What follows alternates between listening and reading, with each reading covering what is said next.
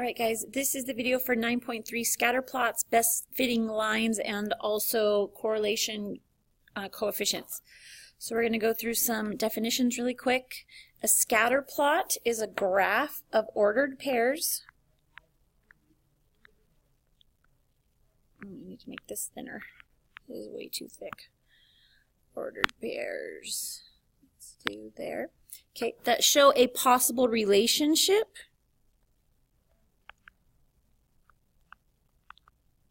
between two data sets. Okay. A correlation is the relationship between two or more quantities. So there are three different types of linear correlations we're going to talk about. The first is a positive correlation. Positive correlation, as you can see, our dots right here, they are trying to form a straight line, like they're pretty close to a straight line. And as we move from left to right as we're reading it from left to right, you can see that our data is actually increasing, it's going up. So this is a positive correlation. So as X increases, Y also increases. Over here under the negative correlation, you can see that as we move from left to right on our graph, our data is actually coming down. Okay, this is a negative correlation. This is because as X increases, Y actually decreases.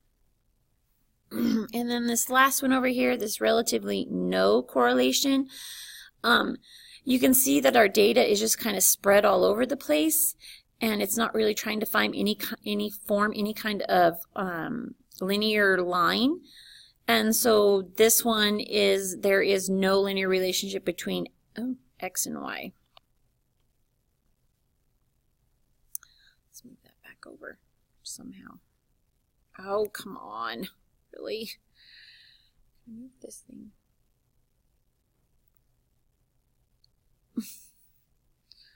Oh my gracious. There we go. Goodness sakes, I'm having trouble. Okay, well, let's just go.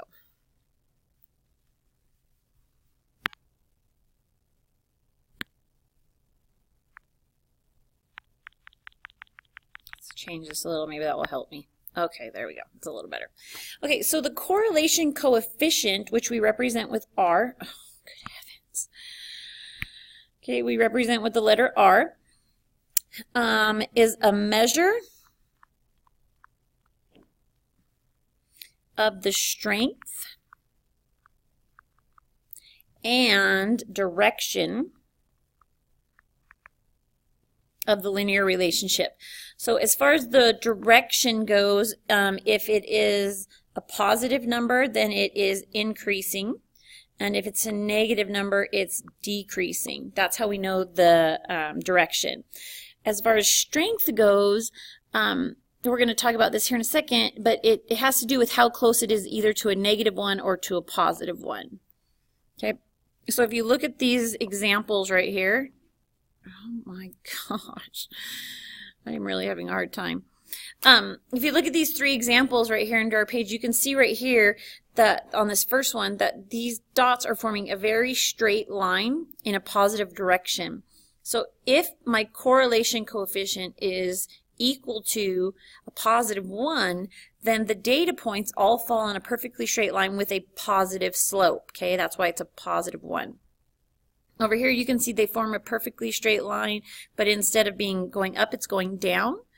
So if my correlation coefficient is equal to a negative 1, then the data points all fall on a perfectly straight line with a negative slope. That's why it's a negative 1.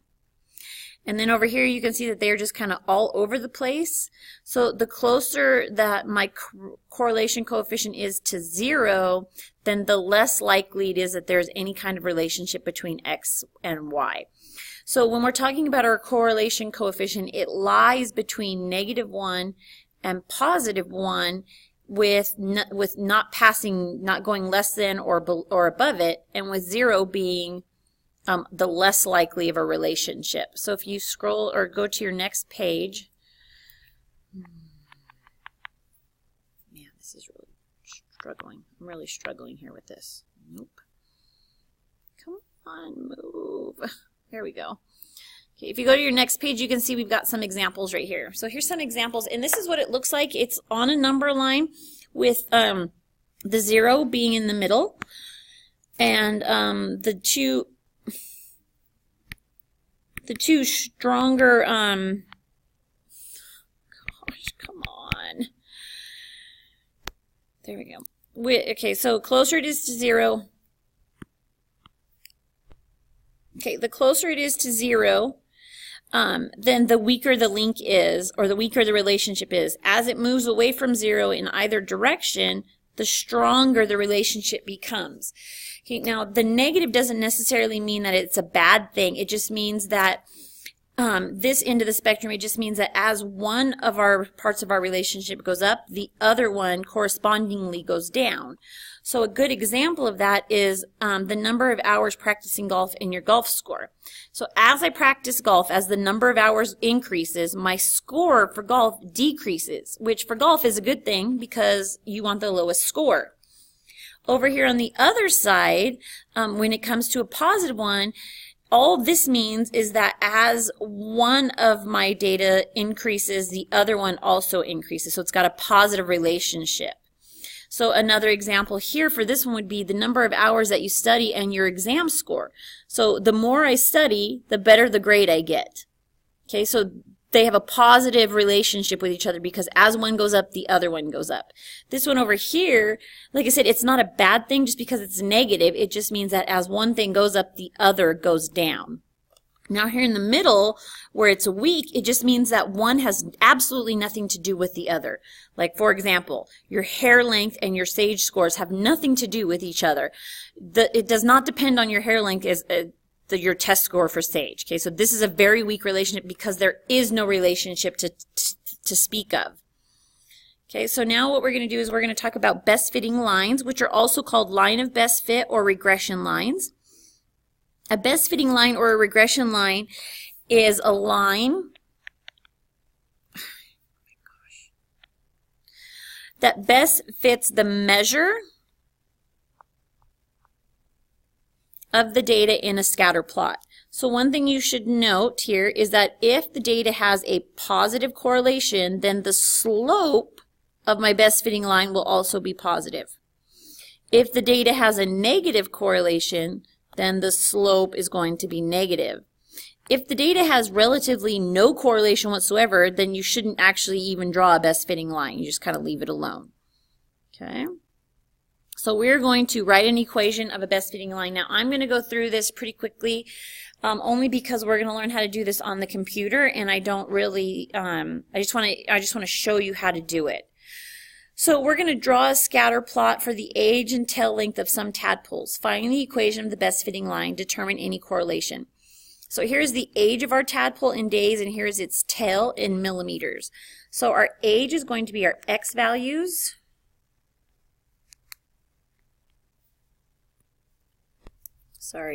Our age will be our x values, and our tail will be our y values.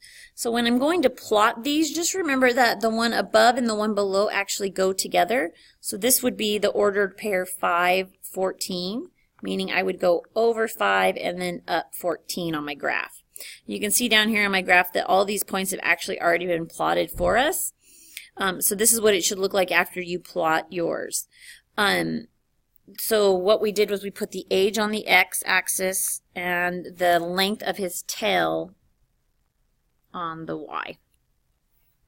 Okay. So once we plot the points, the next thing we want to do is we want to sketch the best fitting line. It should follow the general direction or pattern of the data and come close to all of the data points, splitting them evenly above and below the line. So these won't always be exactly the same. You might draw a slightly different best fitting line than I would, but they should be pretty dang close. If you were to look here, you can see that there are just as many points above the line as there are below the line, and so this is split pretty evenly. This is a pretty good one. Now, once we have done this, what we want to do now is we want to figure out what the equation of this line is. Now, we've written equations of lines before. There's just some information we need. So what we need first is to pick 2 points on the best fitting line. On the line, not just random points that we have plotted already. Then we're going to write an equation. So you can see that I picked 314 and 10.3. If you go back up to the line, you can see, well, you can't see now because I've colored over it. Let me erase that for a minute. Okay, you can see that right here at this point right here is actually 10.3. It's one of the points that we started with, or that what we plotted to begin with, but the point 314 isn't. It's just a point on the line, but it wasn't one of our data points. Okay.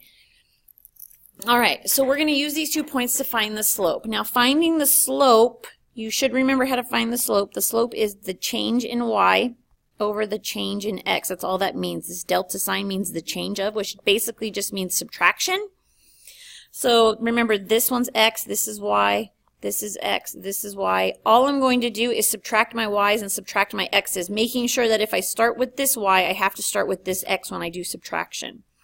So I'm going to do 14 minus 3, because it's 14 and 3. And then I'm going to do 3 minus 10, because 3 and 10.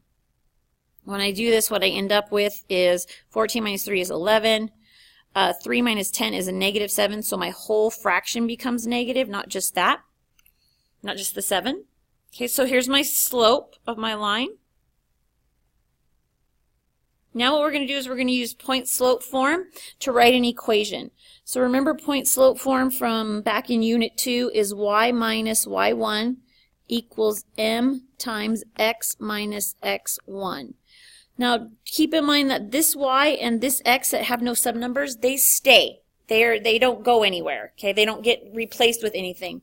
The y1 and the x1 and the slope get replaced by this slope here, and then we can pick either of these points. I'm going to pick this one only because it's got the smaller numbers. So I'm going to keep the first y, and then I'm going to subtract this y right here, so y minus 3 equals, my slope is right here, so negative 11 over 7.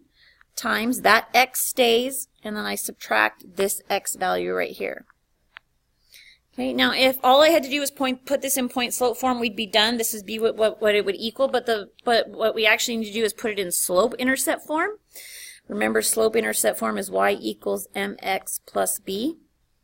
Okay, so we need to put in this form by reworking this equation. To do that, what we would have to do is distribute this into everything inside our parentheses, and then we would need to add 3 here to each side in order to get y by itself. I'm going to actually just do it for you. So what you would end up with is y equals negative 11 sevenths x plus 131 over 7. Okay, this would be your equation of your line for your best fitting line. All right, so moving on. We wanted to determine if there's any type of correlation. So if you go back up and you look at your line here, you can see that it has a negative correlation because as I move left to right, my line is coming down. I also know that it's a negative correlation because my slope is negative. Okay, so if these did not match, if one was positive and one was negative, you would have done something wrong. You would have needed to go back and check your math. So the data, that should say has, the data has a negative correlation, and that's because the slope of the best fitting line is negative. Okay. Now one thing we want to talk about is our coefficient, correlation coefficient. The points do not fall on a perfectly straight line, so the correlation coefficient is somewhere between 0 and -1 because we just said that it was a negative slope or negative correlation. Since they are closer to a straight line than a scattered cloud, if you were asked to estimate R, or the correlation coefficient, from the following values, which would be the best score? Well, we know it's not this one because it can't be positive. We know it's not this one because it's not 0. They're not scattered all over the place. So we only have a choice between this one and this one. Now what you want to look at is how close to a straight line is it? Well, if you were to go back up and look at that plot, you would see that it's pretty dang close to a straight line, and so it's got to be as close to -1 as we can get here. So between these two, that would be this one. Okay? All right, I'm going to stop this video and then you have to go to another one because I can only do 15 minutes at a time. All right, I'll see you in a minute.